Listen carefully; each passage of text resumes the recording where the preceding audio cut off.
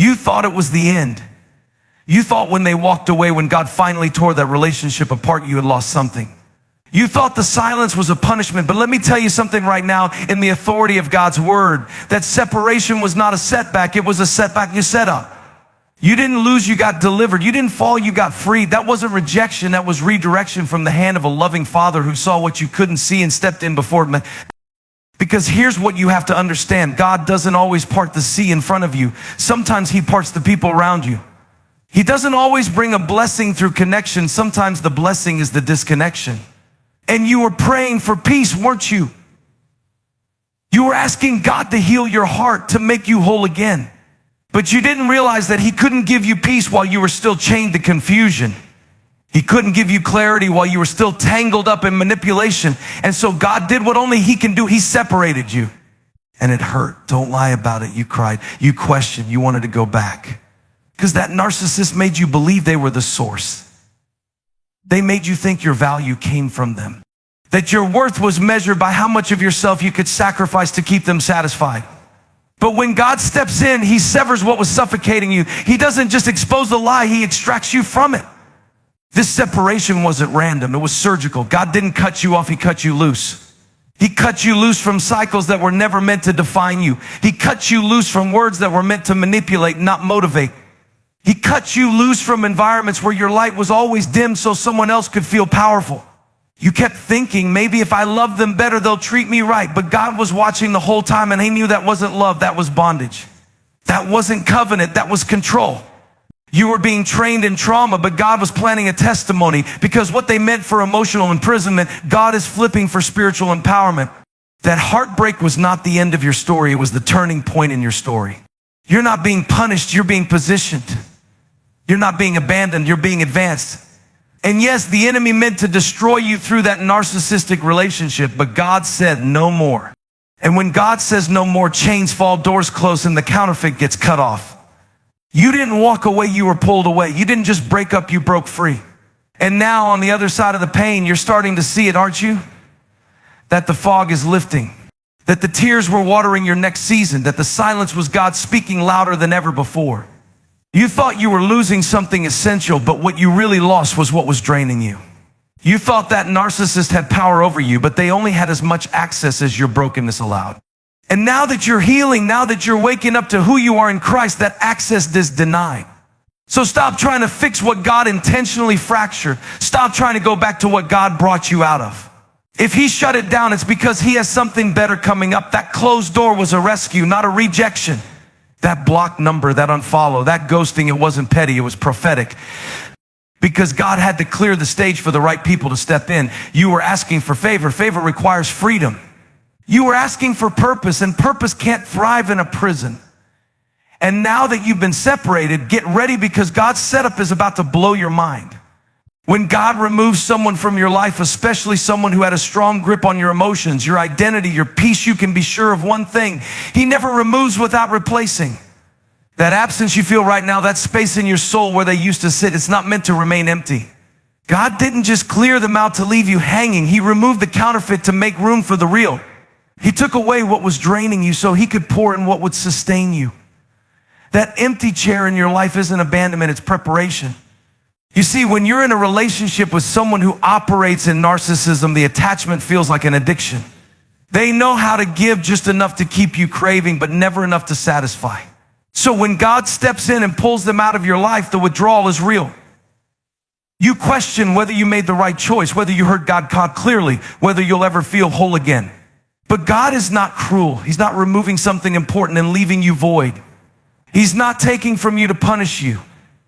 He's setting you up for something greater. He doesn't subtract without the intention to multiply. And it may not happen overnight. The replacement may not show up the next day or even the next month. Because God doesn't just fill space, he prepares it. He's not rushing to replace for the sake of your comfort. He's preparing the blessing to match your growth. He's making sure what's next won't just feel better, it'll be better. It'll be healthy. It'll be holy. It'll be something that points you to purpose, not something that poisons your peace. You didn't go through all that healing just to go back to the same kind of brokenness with a new face. God is a God of divine exchange. He gives beauty for ashes, joy for mourning, praise for the spirit of heaviness. That's not poetic language, that's a promise. So when he removes someone who's been lying to you, manipulating you, minimizing you, he's making room for someone who will honor you, speak life into you, stand with you in truth. You don't have to chase down what left. You don't have to beg for closure or try to make them see your worth. Let them go, because when God removes, he is already aligning the replacement. And the replacement doesn't always look like another relationship right away. Sometimes the first thing God replaces is your vision. You start to see clearly, the fog lifts. You begin to see yourself the way he sees you, not through the twisted lens of someone else's ego. He replaces your insecurity with identity. He replaces your anxiety with authority.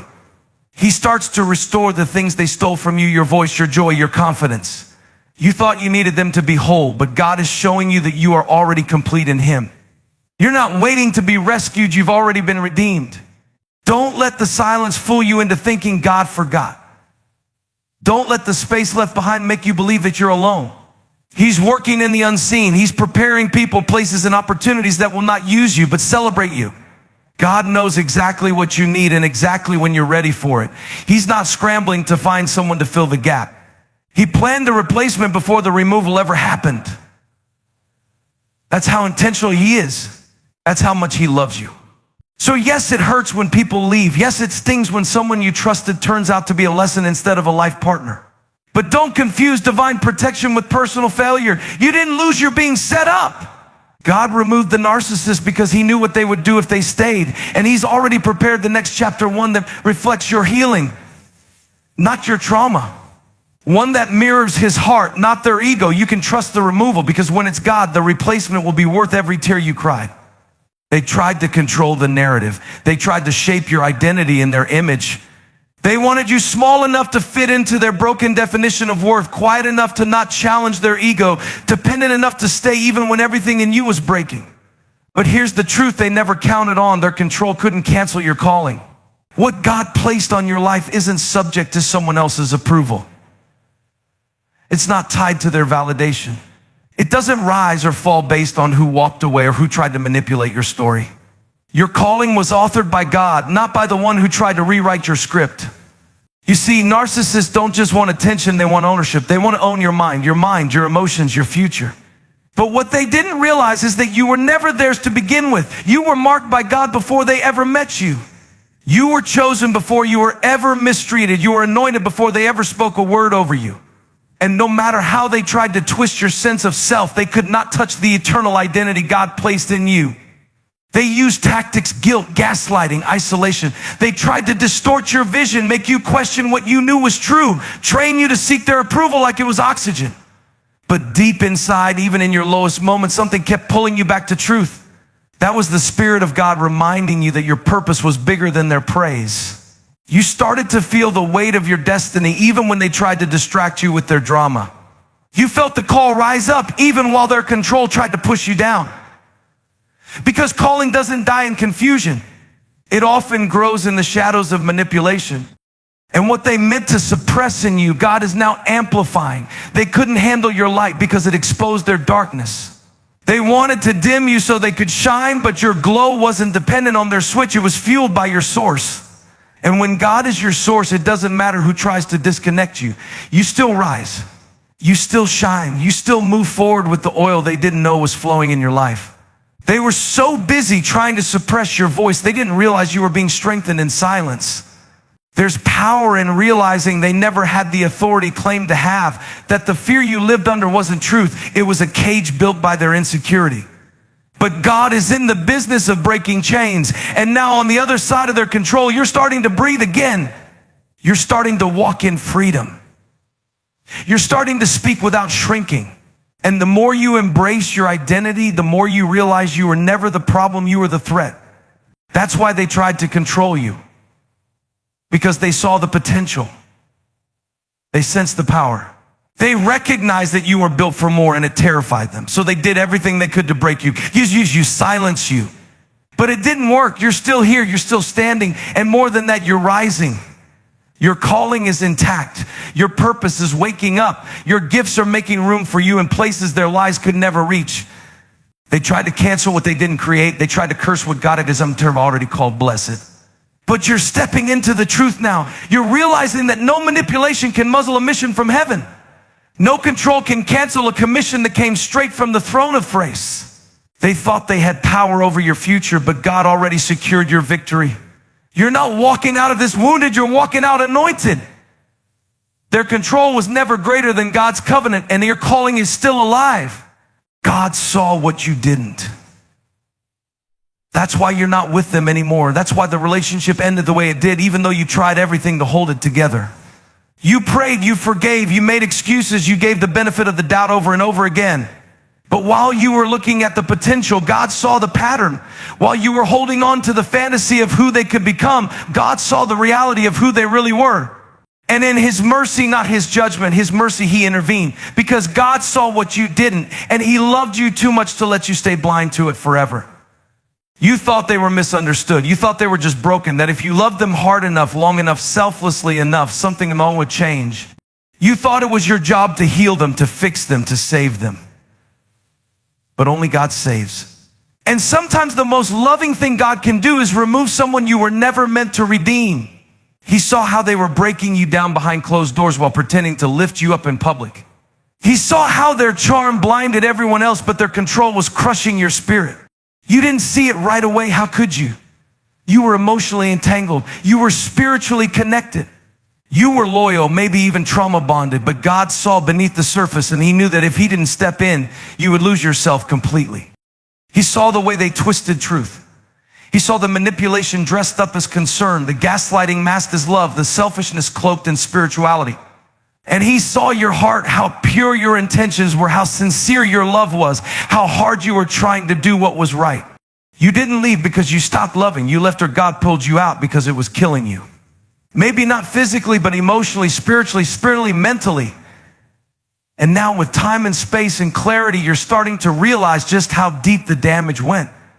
At first, it didn't feel like a blessing. It felt like betrayal. It felt like loss.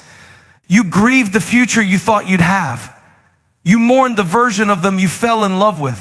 But the more distance God gave you, the more you started to see what you couldn't before. You started to notice how you were always apologizing, even when you did nothing wrong. How you were constantly adjusting who you were to keep them calm, to keep the peace. How you were shrinking, silencing, sacrificing just to survive. God saw how exhausted you were. He saw the toll it was taking on your soul, and He stepped in not to punish you, but to preserve you.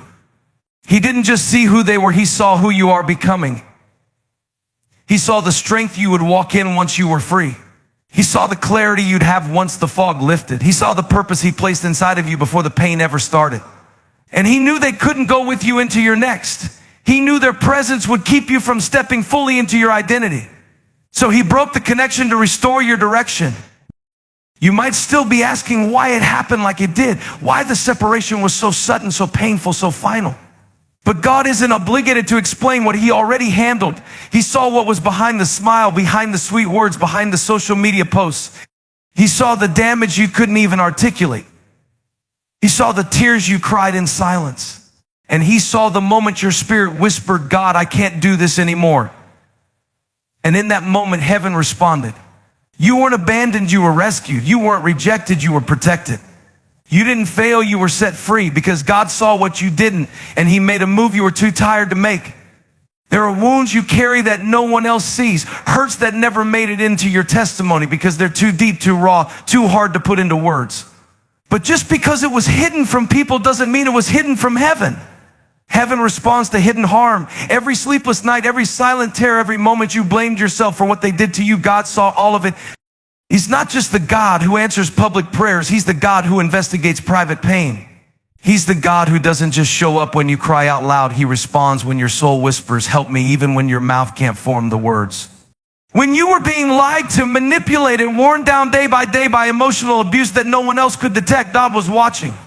When they twisted every situation to make it your fault, made you feel crazy for telling the truth, made you question your own sanity, heaven was not silent. It may have felt like God was far, but He was close. He was collecting every tear, counting every injustice, and preparing a response you couldn't see yet. You were being harmed in secret, but God was already writing your deliverance in secret too. He doesn't just care about what's visible. He cares about what's invisible. You can't fool Him with smiles and filters. He saw the fear behind your eyes when everyone else saw the perfect couple. He saw how you kept showing up, kept serving, kept loving while being slowly suffocated by someone who used your goodness against you. He saw how you kept trying to be the bigger person while they weaponized your compassion. And even though you said you were fine, God knew you weren't. You thought you had to endure it to prove your faithfulness, but God said, that's not love, that's torment, and I didn't call you to survive abuse disguised as devotion. There is a sacred justice system in the kingdom of God. You don't have to make announcements for him to act. You don't have to expose the narcissist for him to bring exposure.